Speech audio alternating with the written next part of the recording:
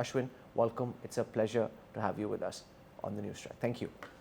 Thank you, Rahul. Delighted to be here. And let me start by saying Jai Shri Ram. And to you as well. Jai Shri Ram, Ashwin, and welcome and thank you. I want to start by getting you to respond and give us your sense of some of what was said by the Prime Minister yesterday. You know, he said Ram is not a dispute, Ram is the solution. Ram is not ours alone, Ram is for everyone.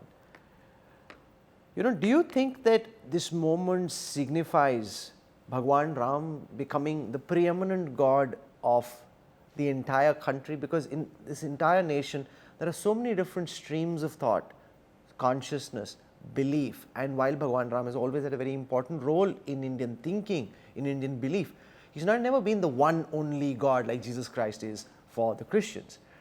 Is an effort underway to try and project Bhagwan Ram as the one and only God? Does that at all matter? Rahul, I don't think that can ever be the case because, Sanatan Dharma in general is so diverse and it allows you to follow your own path. And Ram is one of those paths.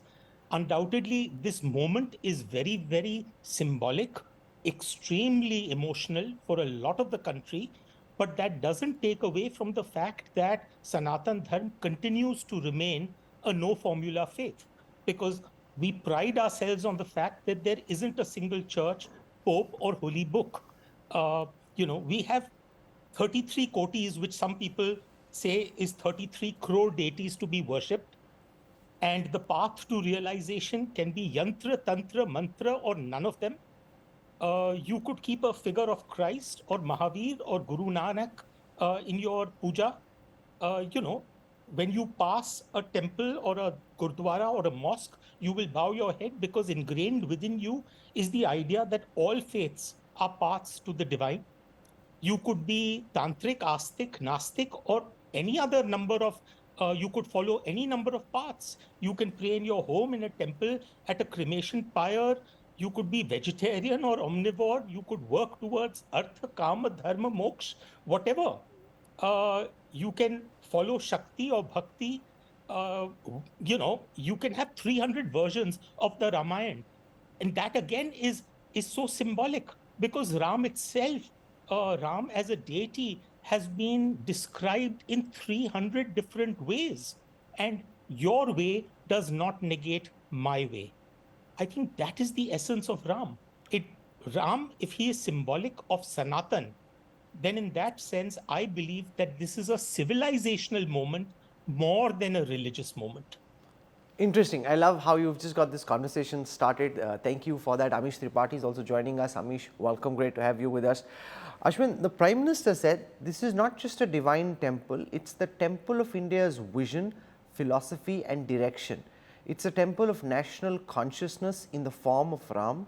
Ram is the faith of India, the foundation of India. He is the thought of India, the law of India, is the consciousness of India and the contemplation of India.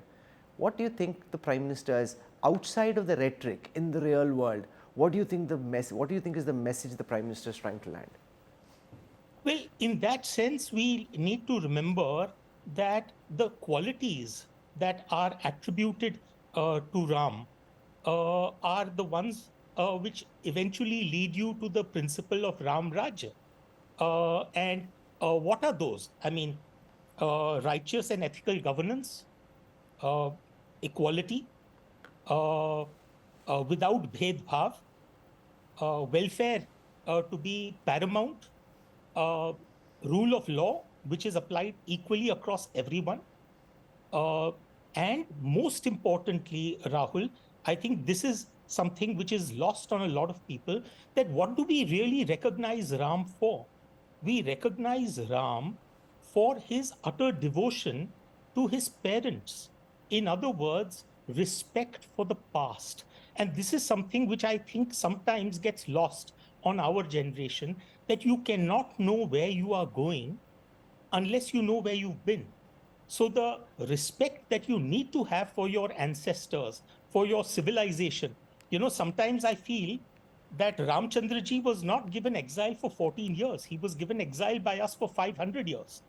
So in some ways, we need to recognize the fact that, yes, economic progress is very important. We want social and cultural progress. We want rule of law. We want all of those things. But the bedrock on which all of that is built is civilizational pride. And that needs to happen. And it's been wanting in our nation for a very, very long time. Very powerful description there from Ashwin. I want to go across to Amish, because when the Prime Minister says that this is the beginning of Ram Rajya, he is now then setting himself up to be judged by a very high standard. At the end of the day, he is a politician. He was pitched as a Yug Purush, a man for the ages, but ultimately this is politics, it's governance, it's done in the real world. What do you think the Prime Minister is seeking to do, in your view, Amish, when he pitches himself in the manner in which he described the moment? Ram is the norm, Ram is the policy, Ram is the permanence, Ram is continuity, Ram is all encompassing, Ram is established once. Therefore, when Ram Rajya is established, it lasts not just for years but for centuries. Its impact is for thousands of years. In this modern context, what's the message, in your view, Amish, the Prime Minister is seeking to say?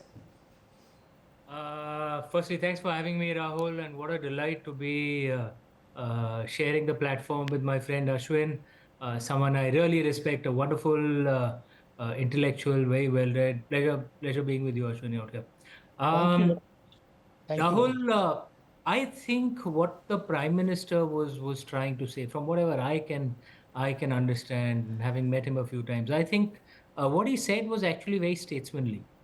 It was stepping beyond politics. When he's speaking of a few centuries or 1,000 years, he's obviously not only speaking about himself, right? When we say Ram Rajya, it's essentially about Lord Ram as a concept.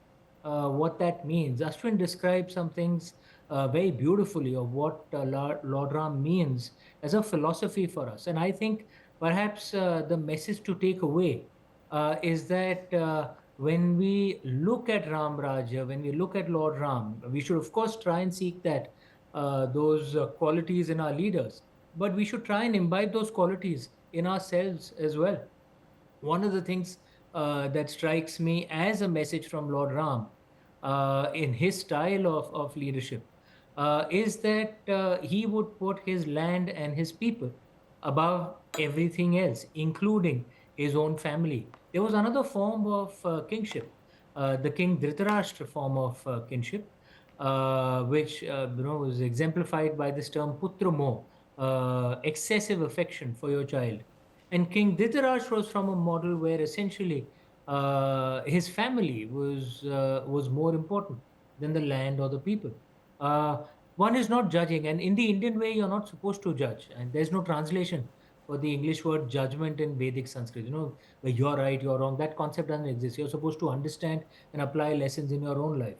So there was the King Dhritarashtra model. There's the King Ram model, where the nation is above everything else, is the message that actually all of us should imbibe the qualities of Lord Ram. Because if we are talking about a few centuries or 1,000 years, it's obviously beyond the lifetime of the Prime Minister. It is obviously beyond our own lifetimes as well. All of us will have to bear the torch, and a nation is built on the shoulders of those who love it.